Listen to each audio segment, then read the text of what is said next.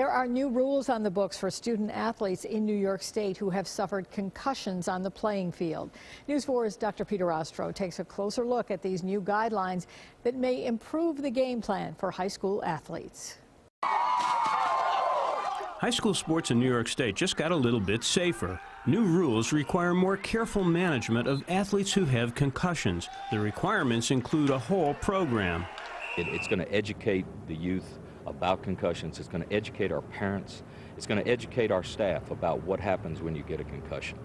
The protocol is intended to make sure that an athlete is really recovered. Can he exercise to the level of his sport, or as we put it, to voluntary exhaustion, without exacerbation of symptoms? Then he's ready to return to play. And recovery is more than just readiness for sports. A lot of times they come back a little bit too quick, even back into the educational setting. Part of the protocol that we have to follow is a return to learn, not just return to play, but a return to learn.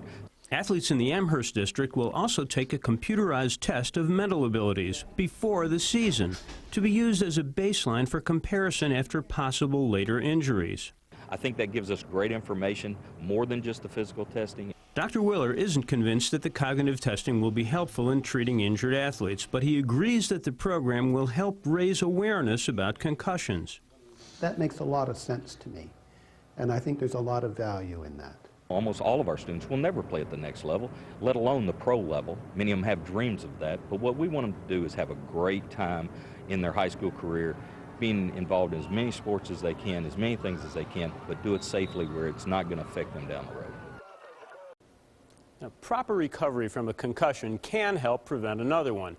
Baseline cognitive testing of athletes before the season may or may not aid that recovery, but it does raise awareness of concussions and how to treat them. For News 4, I'm Dr. Peter Ostro of the UB Medical School.